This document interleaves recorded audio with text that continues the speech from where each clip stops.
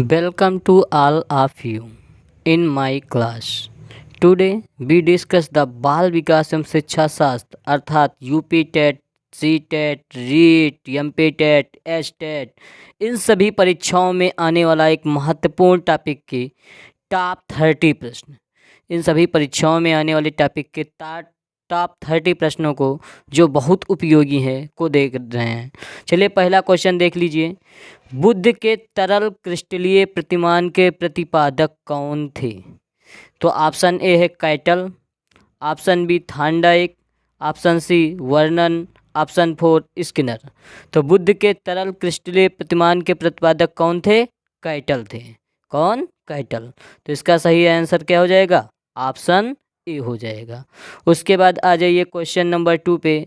शिक्षण हेतु मानसिक उद्वेलन प्रतिमान का प्रयोग निम्न में से किसके सुधार हेतु किया जाता है?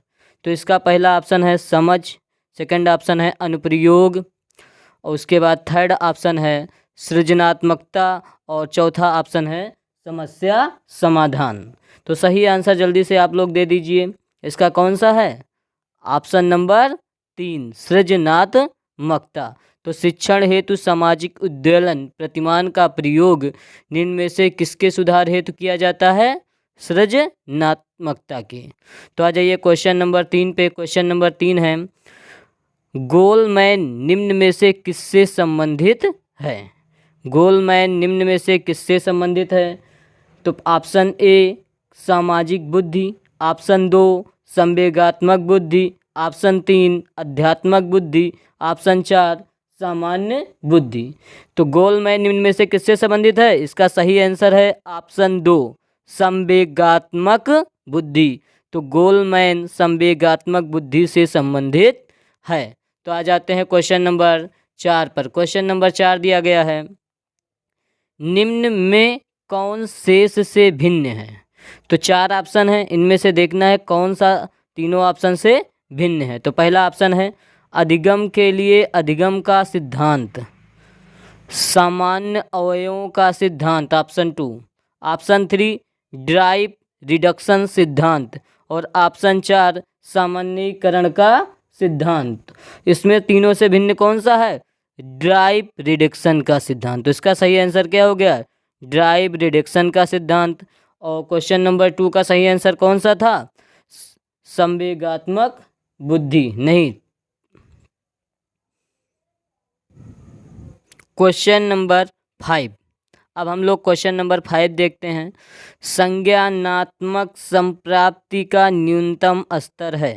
तो संज्ञानात्मक संप्राप्ति का न्यूनतम स्तर है ऑप्शन 1 ज्ञान, ऑप्शन 2 बोध, ऑप्शन सी अनुप्रयोग, ऑप्शन 4 विश्लेषण। तो इसका सही आंसर क्या है? ज्ञान। तो संज्ञानात्मक संप्राप्ति का न्यूनतम स्तर क्या है? ज्ञान है। आ जाते हैं प्रश्न संख्या 6 पे। एक बालक जो साइकिल चलाना जानता है, मोटर बाइक चलाना सीख रहा है, यह उदाहरण होगा। तो आपको 2 ऑप्शन दिख रहे हैं, आप इन दोनों ऑप्शन को देख के भी आंसर बता सकते हैं। तो चलो चारों ऑप्शन देखते हैं हम लोग। तो पहला ऑप्शन क्या है? क्षैतिज अधिगम अंतरण का, दूसरा ऑप्शन है ऊर्ध्व अधिगम अंतरण का, तीसरा ऑप्शन है द्विपार्श्विक अधिगम अंतरण का, चौथा ऑप्शन है कोई भी अधिगम हस्तांतरण नहीं है। तो बालक साइकिल चला रहा है, उसके बाद वह उसी तरीके से मोटरसाइकिल चलाने लगा। तो ये किस तरीके का स्थानांतरण है? जल्दी कमेंट बॉक्स में बता दीजिए। तो ये कैसा है? ऊर्ध्व अधिगम अंतरण का। किस तरीके का है? ऊर्ध्व अधिगम अंतरण का है। प्रश्न संख्या 7 क्या है? निम्न में से कौन सा अधिगम के पठार का कारण नहीं है? प्रश्न संख्या क्या है? अधिगम के पठार का कारण नहीं है। यहाँ पे नहीं को अंडरलाइन कर लीजिए। जैसे प्रेरणा की सीमा, सेकंड विद्यालय का असहयोग, थर्ड शारीरिक सीमा, और चौथा ज्ञान की सीमा। तो इसका कौन सा ऑप्शन सही है? अधिगम के पठार का कारण नहीं है विद्यालय का असहयोग। विद्यालय का असहयोग अधिगम के पठार का कारण नहीं है। अब आ जाते हैं प्रश्न संख्या 8 पे। अधिगम, अनुभव और प्रशिक्षण के परिणाम स्वरूप व्यवहार में परिवर्तन है। अधिगम, अनुभव और प्रशिक्षण के परिणाम स्वरूप व्यवहार में परिवर्तन है। यह कथन किसके द्वारा दिया गया है? तो ऑप्शन 1 क्या है? गेट्स व अन्य। ऑप्शन 2 मॉर्गन और गिलीलैंड। ऑप्शन 3 स्किनर और ऑप्शन 4 कॉर्नबैक। तो इसका सही आंसर क्या है? गेट्स व अन्य के द्वारा। गेट्स व अन्य ने दिया है अधिगम, अनुभव और प्रशिक्षण के परिणाम स्वरूप व्यवहार में परिवर्तन है। इसके बाद आ जाते हैं क्वेश्चन नंबर 9 पे। तो क्वेश्चन नंबर 9 देखिए, स्टैनफोर्ड बिने परीक्षण मापन करता है।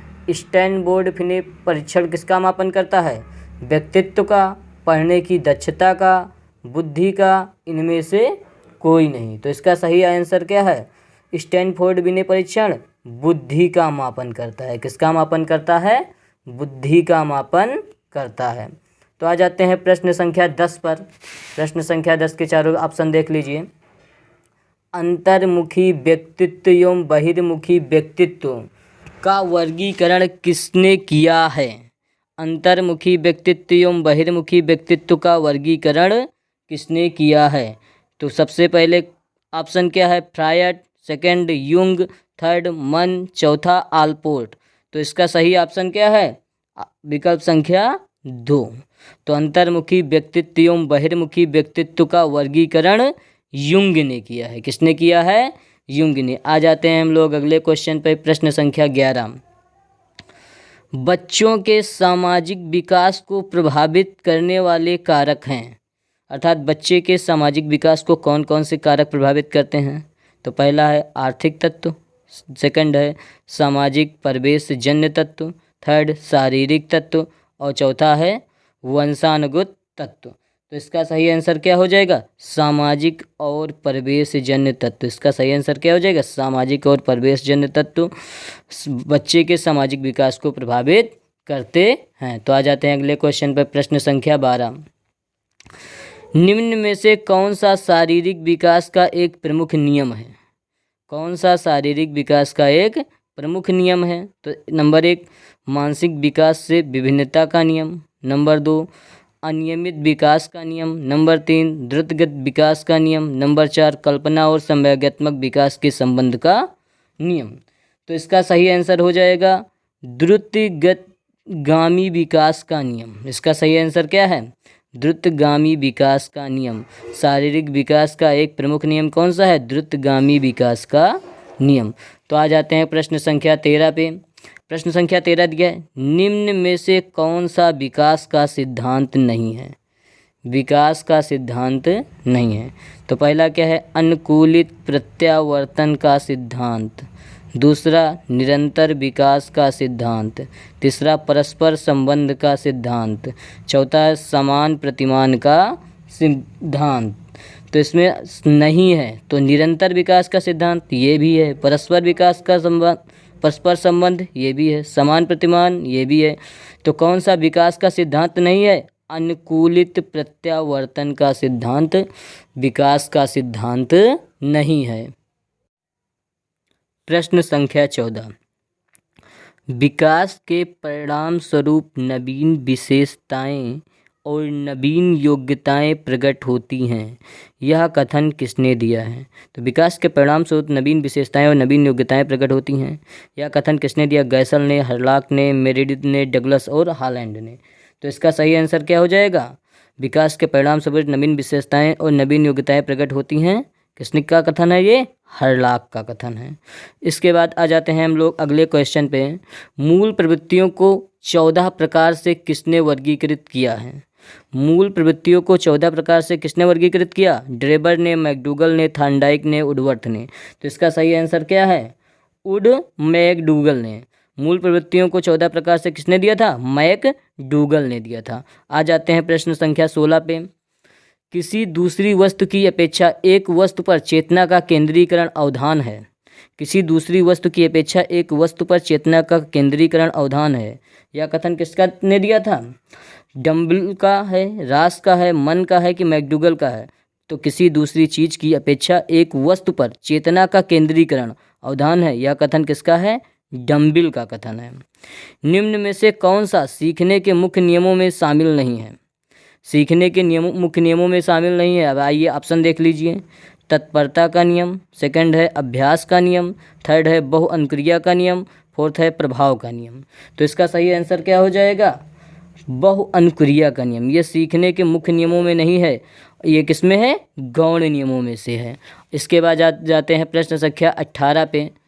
चलिए देखिए प्रश्न संख्या 18 है, 12 वर्ष से 16 वर्ष के बच्चों के लिए हिंदी में डॉक्टर एस जलोटा ने कौन सा परीक्षण प्रतिपादित किया है? 12 से 16 वर्ष के बच्चों के लिए हिंदी में डॉक्टर एस जलोटा ने कौन सा परीक्षण प्रतिपादित किया? नंबर 1 अशाब्दिक बुद्धि परीक्षण, नंबर 2 साधारण मानसिक योग्यता परीक्षण, नंबर 3 आर्मी अल्फा परीक्षण, नंबर 4 चित्रांकन परीक्षण। तो इसका कौन सा सही आंसर हो जाएगा प्रश्न संख्या 18 का? ऑप्शन नंबर 2 साधारण मानसिक योग्यता परीक्षण।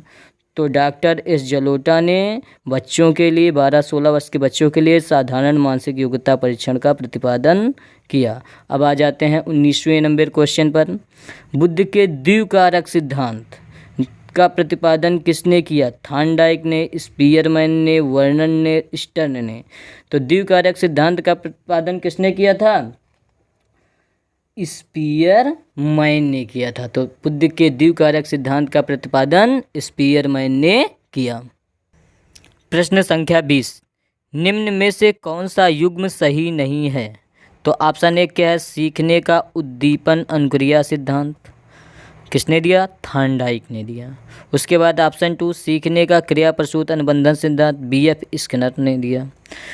उसके बाद ऑप्शन 3 सीखने का क्लासिकल सिद्धांत, पावलोव ने दिया। उसके बाद चौथा सीखने का समग्र सिद्धांत किसने दिया? हल ने दिया। तो इसमें से कौन सा सही नहीं है? तो देखिए सीखने का उद्दीपन अनुक्रिया थॉर्नडाइक सही है, क्रिया प्रसूत अनुबंधन BF स्किनर सही है, क्लासिकल सिद्धांत पावलोव सही है, लेकिन सीखने का समग्र सिद्धांत हल ने नहीं दिया। तो यही ऑप्शन क्या है? हमारा आंसर सही है, क्योंकि इसमें क्या दिया हुआ है? नहीं दिया हुआ है। आ जाइए अब हम क्वेश्चन नंबर किस पे आ जाते हैं? क्वेश्चन नंबर 21 पे। तो इनमें से किसका नाम सुजन शास्त्र के पिता से जुड़ा हुआ है? सुजन शास्त्र के पिता से किसका नाम जुड़ा हुआ है? क्रो का, गाल्टन का, रास का और वुडवर्थ का। तो किसका नाम है? सुजन शास्त्र के पिता से जुड़ा हुआ है। तो सही आंसर इसका कौन सा हो जाएगा? गाल्टन। गाल्टन का नाम सुजन शास्त्र के पिता से जुड़ा हुआ है। अब आ जाइए प्रश्न संख्या 22 पे। ग्रंथियों के आधार पर व्यक्तित्व के विभिन्न प्रकारों की चर्चा किसने की थी? ग्रंथियों के आधार पर व्यक्तित्व के विभिन्न प्रकारों की चर्चा किसने की थी? तो पहला ऑप्शन है क्या? क्रेस्मर, सेकंड ऑप्शन है युंग, थर्ड ऑप्शन है कैनन और चौथा ऑप्शन है स्प्रेंजर। तो इसका सही आंसर क्या हो जाएगा? कैनन ने की थी। ग्रंथियों के आधार पर व्यक्तित्व के विभिन्न प्रकारों की चर्चा किसने की थी? कैनन ने की थी। तो प्रश्न संख्या 23 देख लीजिए। सृजनात्मकता मौलिक परिणामों को अभिव्यक्त करने की मानसिक प्रक्रिया है। क्या कह जा रहा है? सृजनात्मकता मौलिक परिणामों को अभिव्यक्त करने की मानसिक प्रक्रिया है। यह कथन किसका है? तो इस कथन को किसने दिया था? जल्द ही बता दीजिए, उसके बाद ऑप्शन दे रहे हैं। तो इसके ऑप्शन है कोल एवं ब्रूस का, ड्रब हल का, डी हान का, क्रो एवं क्रो का।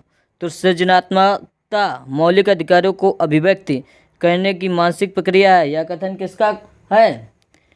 क्रो एवं क्रो का है। आइए अगला क्वेश्चन देखते हैं। प्रश्न संख्या 24, विद्रोह की भावना की प्रवृत्ति, विद्रोह की भावना की प्रवृत्ति किस अवस्था से संबंधित है? विद्रोह की भावना की प्रवृत्ति किस अवस्था से संबंधित है?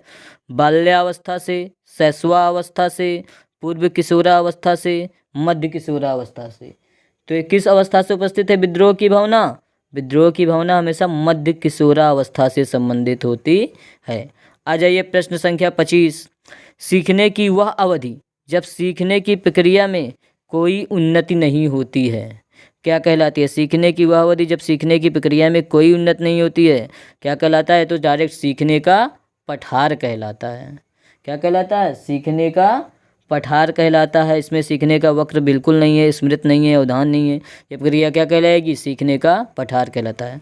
और बुद्धि लब्धि निकालने का सूत्र क्या है? ये तो सबको पता है, मानसिक आयु बटे वास्तविक आयु गुणे 100। तो बुद्धि लब्धि निकालने का सूत्र क्या है? मानसिक आयु बटे वास्तविक आयु गुणे 100। जैसे मानसिक आयु गुणे वास्तविक आयु, ये भी गलत है। वास्तविक आयु बटे मानसिक आयु, ये भी गलत है। इसका सूत्र क्या है? मानसिक आयु बटे वास्तविक आयु गुणे 100। अगले प्रश्न पे आ जाते हैं। सीखने में प्रयास व भूल के सिद्धांत का प्रतिपादन किसने किया था? तो प्रयास व भूल का सिद्धांत का प्रतिपादक कौन था? थार्नडाइक था। क्लियर? तो प्रयास एवं भूल के सिद्धांत का प्रतिपादक कौन था? थार्नडाइक था। एकदम लड्डू सा क्वेश्चन है आप लोगों के लिए। अगला क्वेश्चन है, सामान्य संयुक्त कोशिका में गुणसूत्रों की संख्या कितनी होती है? तो समान संयुक्त कोशिका में गुणसूत्रों की संख्या कितनी होती है? ऑप्शन 1 24, बी 23, ऑप्शन 3 24, ऑप्शन 4 इनमें से कोई नहीं। तो इसका सही है कितनी? 23 जोड़ी होती है गुणसूत्र। संयुक्त कोशिका 23 जोड़ी होती है। टोटल कितने होते हैं? 46 होते हैं। क्रिया प्रसूत अनुबंधन सिद्धांत। अगला प्रश्न क्या है? क्रिया प्रसूत अनुबंधन सिद्धांत का प्रतिपादक कौन था? हल ने, थार्नडाइक ने, हेगार्टी ने, स्किनर ने। तो क्रिया प्रसूत अनुबंधन का सिद्धांत किसने दिया था? स्किनर ने दिया था। कोहलर निम्न में से किससे संबंधित है? तो कोहलर किससे संबंधित है? अभिप्रेरणा का सिद्धांत, विकास का सिद्धांत, व्यक्तित्व का सिद्धांत की अधिगम का सिद्धांत। तो कोहलर अभिप्रेरणा के सिद्धांत से संबंधित है। तो अगर आप लोगों को ये वीडियो अच्छा लगा हो तो आप जल्दी बताइए। हम नेक्स्ट वीडियो साइकोलॉजी का टेस्ट का इसी तरीके से प्रोवाइड करेंगे आप लोगों को। Thank you.